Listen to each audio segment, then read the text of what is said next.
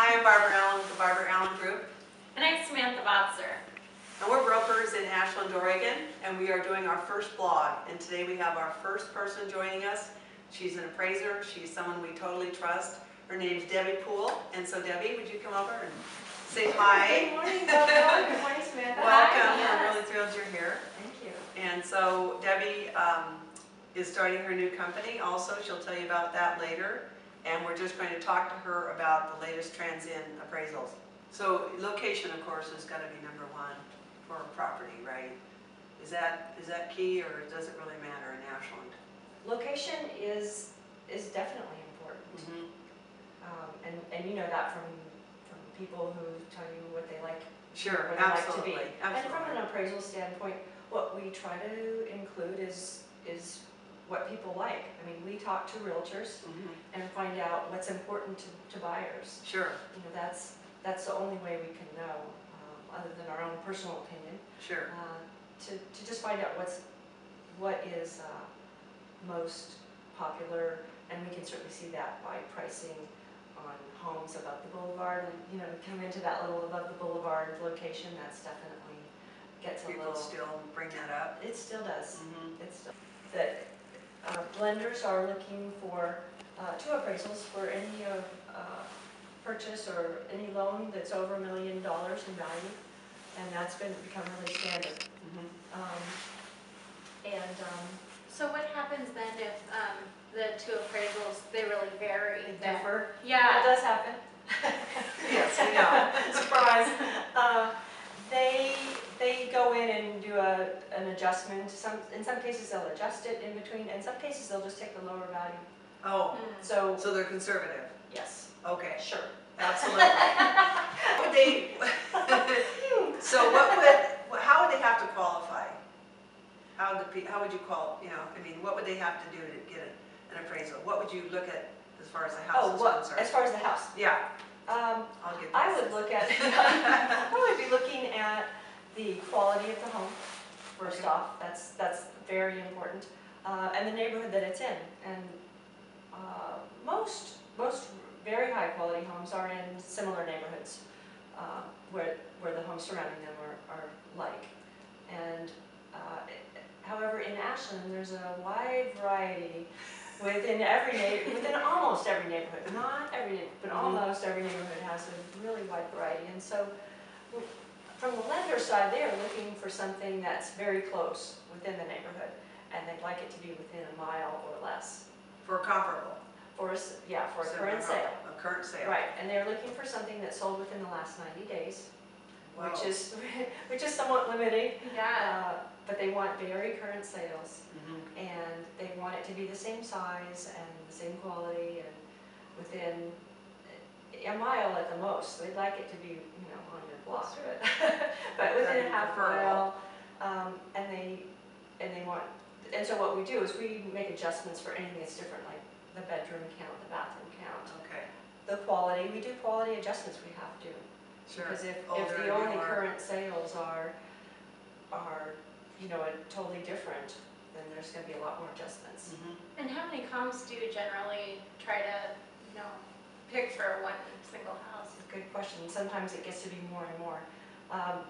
We're required to have a minimum of 3, two of which have to have closed in the last 90 days. And right now, lenders are requiring that we also include any pending sales that are similar, and active listings. And so it's not uncommon to see 6. Oh, okay. That's a pretty good 5 or 6. We'll look at the competition also. Oh, and figure that absolutely. out. Because they're looking at trends. They're looking at the market trend, and is it trending up or is it trending down? If all the pending sales and the active listings are lower, then it's a much more clear indication that it's trending down. Okay. Okay. So we're hoping that's not the case. No. How would you say that the Ashland market is doing? I mean, in terms of trends, have we hit bottom, and are we hopefully on our way back up? That's the $1 million question. Yeah. And in the research I've been doing, it hasn't.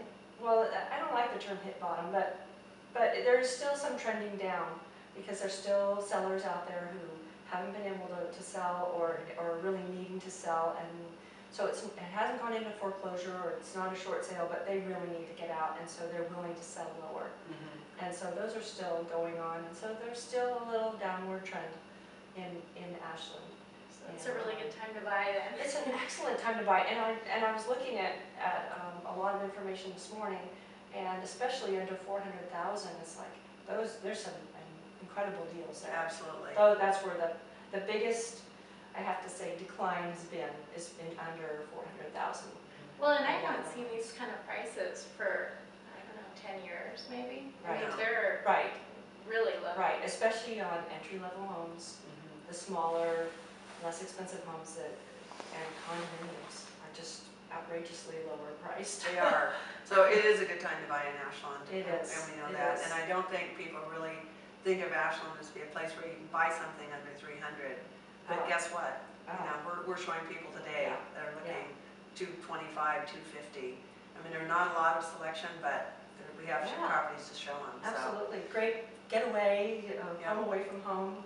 So why do you like living in Ashland? I know you live here. What's Yes. the greatest thing about living in Ashland? Well, I've been here 12 years, and there's many great things. But one of my favorite things is that I met my husband here. Oh, that's a good answer. Huge. And then other than that, what really drew me to the area was just the beauty, the mountains, just being able to be outdoors. Yes, because you're really... And year round, pretty much. I mean, there's activities you can do all year round here, and that's so fantastic. It is, we're lucky. Yes. You know, one thing I think we need to mention is that you've been an appraiser for how long? For 8 years. For 8 years, and we've used Debbie many times. She's so thorough, so positive, and really fair. I would say a very fair appraiser, and you're thorough. And so I think it's very exciting news because you're doing something brand new for yourself, right? Yes. You want to say what that is? I've been working with the same appraisal firm for 8 years, and it's been a fabulous experience and trained me well, and I'm ready to get out and do this on my own. So I'm starting my own business as of January 1. And it's called? It's called Deborah Appraisal. And what's your email address? My email, excuse me, is appraisalpool@gmail.com. Great. Well, thank you so much for being here with us today Thank and you, being our Barbara. first blog. Hey, We're so thank you, excited. Barbara. Thank you, Samantha. That's very exciting. Congratulations to you. Thank you. On your blog. Thank you. Excellent. We're excited. So. Okay.